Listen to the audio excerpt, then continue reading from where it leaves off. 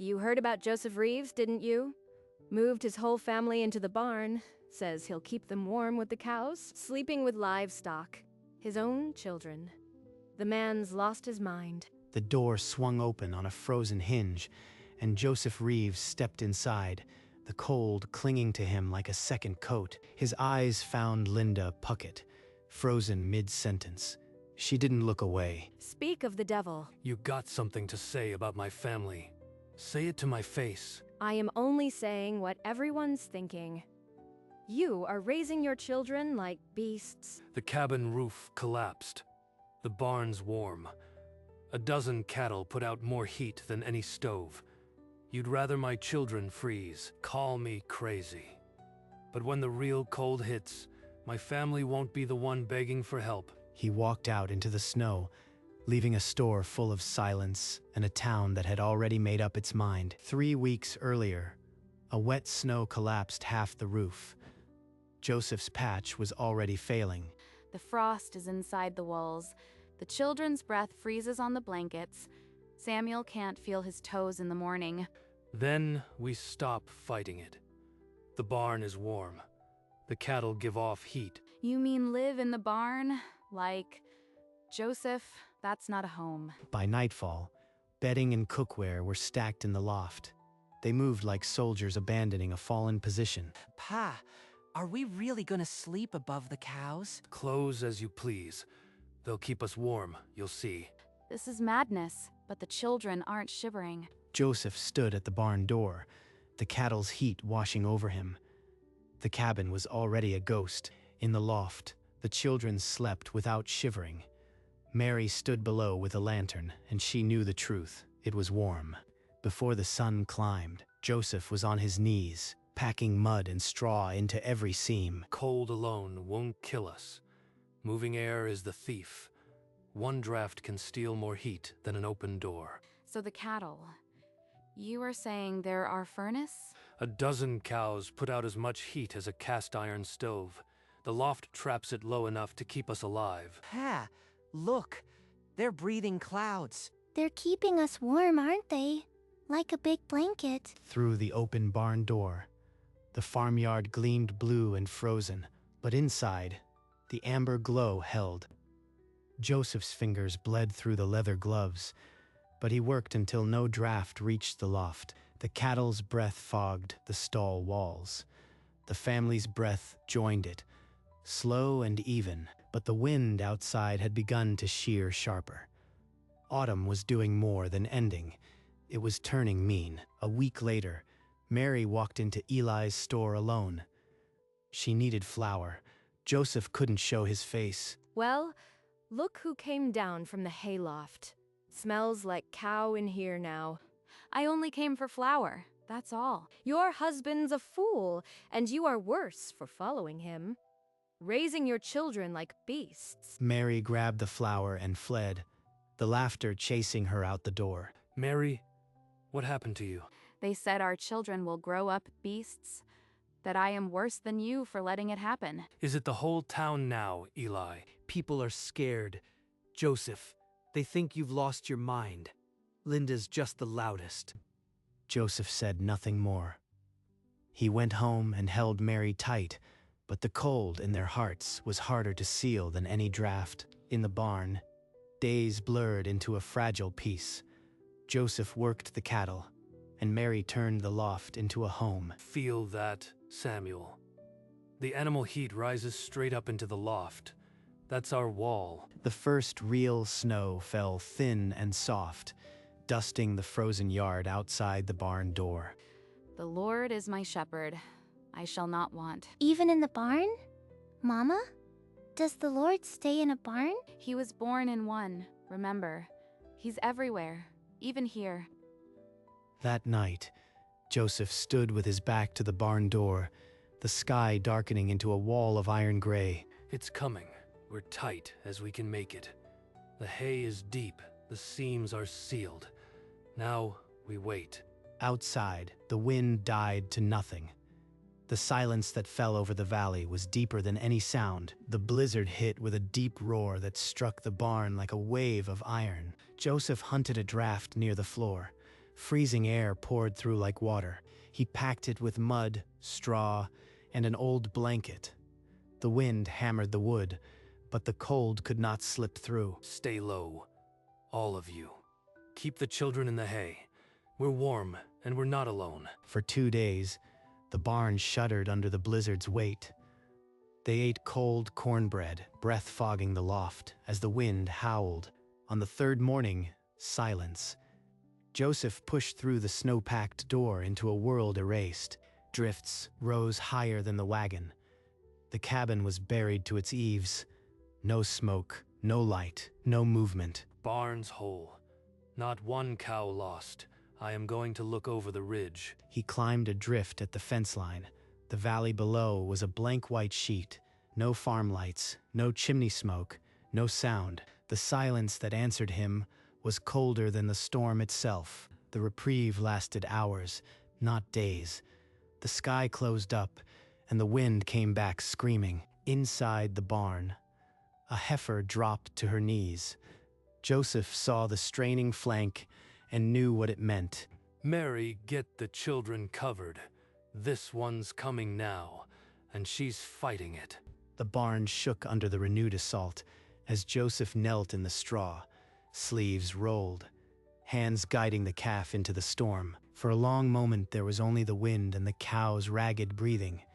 Then a wet, steaming shape slid onto the hay. It's alive, Joseph. In all this, it's alive. Maybe that's the sign. If something so small can breathe through this, so can we. They rubbed the calf dry and let it nurse. The children watched from the loft, eyes wide at the new life below. The blizzard howled for 3 more days. Snow buried the barn door to the crossbeam, but inside the calf stood wobbly and warm. Outside, the world was a white grave. Inside, the steam of cattle and the thin cry of the newborn said that life had not yet surrendered. When the sky finally cleared, Joseph shoveled a tunnel to open air. The valley's silence was gone. Now it smelled of death. He followed the Hart fence line until he saw the collapsed barn. Its beams snapped under snow, cattle frozen where they stood. Gerald, are you here? Joseph, my herd was 40 head. I've got 2 heifers left, and they're frozen stiff. Joseph stood in the wreckage, the weight of his own living herd pressing against his ribs. He said nothing. Eli, how bad is it across the county? I'd say 9 out of 10 head froze. Joseph, some families lost everything. Your barn, it's all we're hearing about now. 9 out of 10. And we lost none. Mary, the herd is whole. Everywhere else, it's a graveyard. We're the only ones. Then we have to do something. We can't just sit here with all this life while others have nothing. Joseph walked the herd, counting every head. 12 cattle and the calf, all strong, all breathing easy. 9 out of 10 dead across the county, and we lost nothing. This herd is worth a fortune now. At the store, Eli slid the newspaper across the counter. The headline read, "Historic Blizzard Devastates Valley." Eli, look at this. I've got breeding pairs and a new calf. By spring, I'll own the only cattle market in 3 counties. He bought a salvage sale heifer for half its pre-storm value. The prophet was already turning his head. You are rebuilding the cabin already? Joseph, the Wilsons' children are hungry. Gerald lost everything. I am supposed to feel guilty for surviving. They called us fools. Now they can pay double for my calves. This isn't justice. It's greed. The same God that kept our cattle alive loves those hungry children too. Mary pointed toward the valley. Joseph saw the thin smoke of a desperate cookfire and looked away. For the first time in their marriage, Joseph left her words unanswered and walked into the cold. Joseph sold a steer to a buyer from the next county for triple the winter price. The coins felt heavy, but the stares felt heavier. On Sunday, Mary sat in the back pew. Linda Puckett leaned toward her neighbor and murmured just loud enough for the sanctuary to hear. She still smells like the barn. Can't wash the cow off a woman who sleeps with them. Mary kept her eyes on the pulpit, but her knuckles whitened around the hymnal. She didn't cry until she was alone in the loft. Pay, why don't the Wilson children have any bread? I saw them eating snow behind the store. They had bread before the storm, but we have it now. Joseph passed Gerald Hart on the road. Gerald's daughter was wrapped in a blanket too thin for the cold, her eyes hollow. He nearly stopped. His hand went to his pocket. But then he remembered Linda's laughter, and he kept walking. That night, the barn felt warmer than ever. And for the first time, that warmth felt like an accusation. He stared at the calf, now steady on its legs, and something inside him cracked. Joseph, you can't keep your back to the valley. I see your jaw clench every time I mention the Wilsons. They called our children beasts, Mary. They laughed at you in Eli's store. Now they want our milk while we're still sleeping in the hay. They are still people, and their children are cold. The Lord didn't ask our permission before he kept our cattle warm. Linda Puckett stood in church and called you a cow. You want me to welcome her like a lost lamb? Ha, stop it. You are scaring Emma. Papa, why are you angry? Did we do something wrong? Joseph looked at his children, their faces painted with fear, and the anger drained into something worse. Shame. He walked down to the main floor, stood among the steaming cattle, and felt the cold knot in his chest tighten. Lord, break through Joseph's pride. And please, watch over Linda Puckett and her little girl. They have no one else. Joseph pressed his forehead to the stall door. The prayer he never expected to hear undid him. I can't keep shutting the door, Mary. The calf got warm when we had nothing but our hands. I'll open the barn to anyone who's cold. Everyone, except Linda Puckett. She called you a cow in God's house. I won't forgive that. Then you are still holding a wall up. Grace has to be for everyone, or it isn't grace. I'll help 100 strangers before I give her one drop of milk. If she comes, you deal with her. If she comes, I'll hold the door open. You just don't close it. By noon, Joseph stood in the barn door, handing tin cups of milk to thin hands, trying not to see the faces. I didn't think you'd help. Not after the things said about you and Mary. Things are different now. The cold doesn't pick favorites, and neither can we. Mary watched from the loft, the children beside her. For the first time since the storm, the cold inside her own chest eased. But no sign of Linda Puckett. Good. Let her come if she dares. The knock came late in the afternoon, not the heavy rap of a farmer, but the desperate scratch of someone already freezing. Please, I have nowhere else to go. My daughter is so cold. Linda? Is that you? Joseph froze, his hand tightening on the stall door. Every insult, every laugh, every Sunday whisper burned in his throat. Mary looked at him, her eyes asking the question neither wanted spoken. Would he keep his bitter vow, or let mercy in? Joseph stepped aside.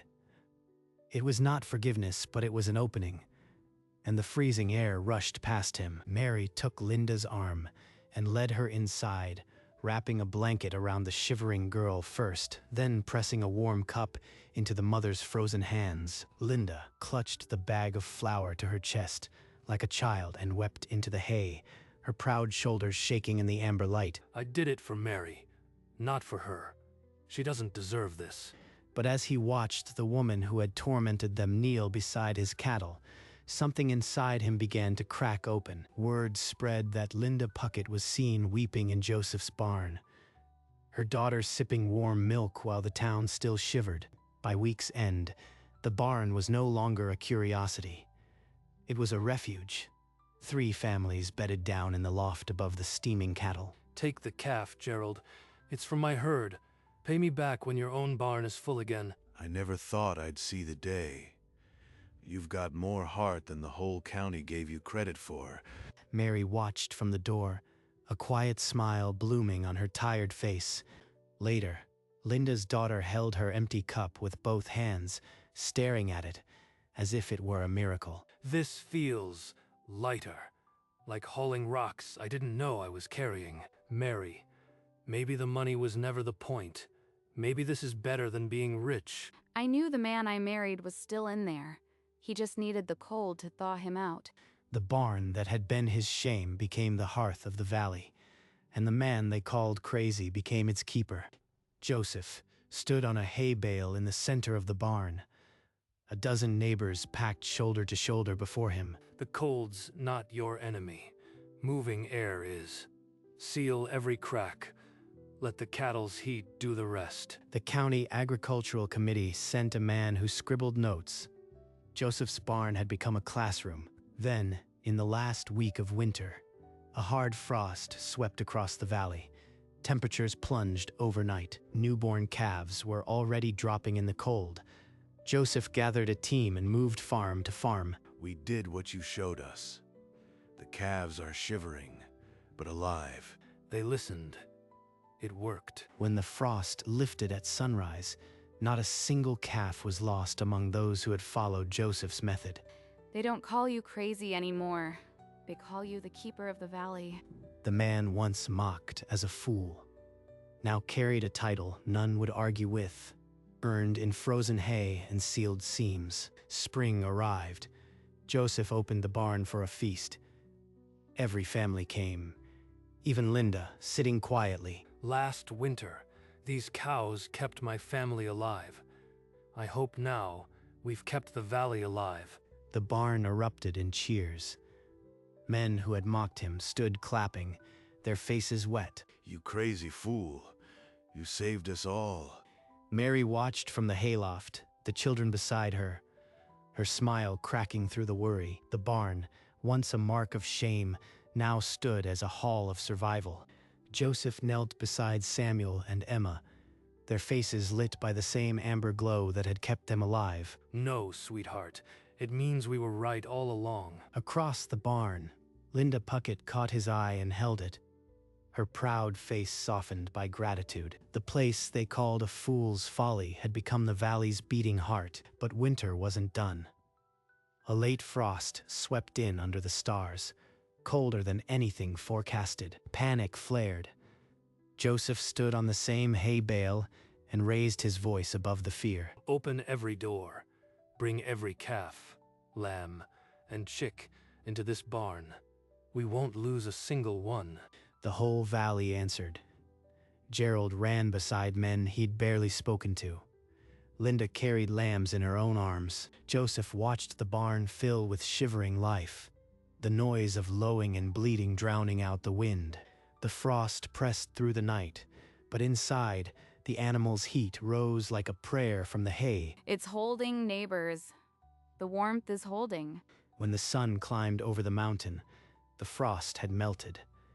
Not a single animal was lost. They carried the newborns back into the light, but the real warmth had already been found. Joseph stood in the empty barn, the hay still warm, and understood this was the moment the valley became one. Weeks later, green covered the valley like a blanket. Joseph's herd, doubled by spring calves, grazed across pastures that had been frozen graves only months ago. The rebuilt cabin stood larger on the hill, a sturdy porch running its length where once snowdrifts had buried the walls. Joseph and Mary sat on that porch, tin cups of tea cooling in their hands, watching Samuel and Emma chase a dog through the tall grass. We brought you something. Kate made cheese with the milk from that heifer. First wheel since the storm. You paid back the calf, Gerald. You don't owe us any more. This isn't about debt. It's about what we're building now. Linda Puckett passed the gate and nodded once, a simple gesture that erased a winter of words. The townsfolk once called me crazy. Now they call me neighbor. The valley stretched green to the mountains, every barn door open, smoke rising from kitchens that had been cold, and the old barn, the one they had mocked, stood in the center of it all, warm, weathered, and still saving them. One evening, when the chores were done and the family slept, Joseph walked into the barn alone. He ran his hand along the old planks where his frozen fingers had packed mud and straw a lifetime ago. This stall held the calf. Right here. Mary held my hand and said it was alive. He looked up at the loft where his children had slept, breathing the same warmth as the cattle below. This place was my shame. Now it's my sanctuary. He stopped in the middle of the floor, cattle lowing softly around him, their breath steaming into the cool air. We didn't just survive. We found something bigger than ourselves in this dirt and hay. He walked to the doorway and stood silhouetted against the fading gold of the sunset behind him. The old barn hummed with the quiet warmth of cattle, a living heartbeat in the wood. The place they had called a fool's folly had become the refuge that saved them all. Under a bright spring sky, the valley gathered to raise a new barn for the Wilsons, whose own had collapsed in the first blizzard. A year ago, I wouldn't have lifted a hammer beside you. Now, I can't imagine doing it without you. Funny how a winter that tried to kill us ended up making us neighbors. I'm glad you came, Linda. Your daughter looks stronger. Thanks to you and Joseph. I was wrong about everything. I just hope I can make it right. Samuel and Emma chased a speckled calf through the clover while other children laughed, their father's hammers echoing through the frame. As the first beam rose, Joseph and Gerald clasped hands, their grip saying everything words could not. The valley's wealth was no longer counted in head of cattle. It was measured in the number of neighbors who would answer a knock in the night. We didn't just rebuild barns, we rebuilt trust. And in the shadow of the new frame, the old barn that had started it all stood witness, its doors open wide. The evening came soft, painting the sky in gold and rose as Joseph and Mary sat on their porch. Mary leaned her head against Joseph's shoulder. The weight of every cold night finally lifted. He put his arm around her, gazing out over the valley that had nearly frozen them all.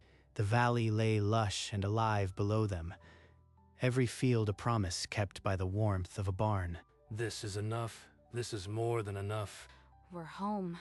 Truly home. Behind them, the old barn stood against the fading light, its wood still holding the memory of steam and survival. The last rays caught the couple in silhouette, two figures who had weathered the storm and found each other still. Spring flowers bloomed in the pasture, life reclaiming every inch of the frozen ground, and the barn, silent now, guarded the valley's warmth long after the sun went down. They called him crazy for sleeping in the barn with his cows, but when the blizzard proved him right, that barn didn't just keep his family warm. That barn kept a whole valley alive, its warmth spreading from family to family. The man who was shamed became the keeper of a community, and the barn that was scorned became the sanctuary that saved them all. In the end, the winter that tried to destroy them only revealed what they were made of, a testament that sometimes the craziest ideas are the ones that keep us alive, and that true wealth is measured not in gold, but in the warmth we share. The old barn still stands, its doors open wide, a quiet monument to the truth that sometimes the greatest warmth comes from the most unlikely places.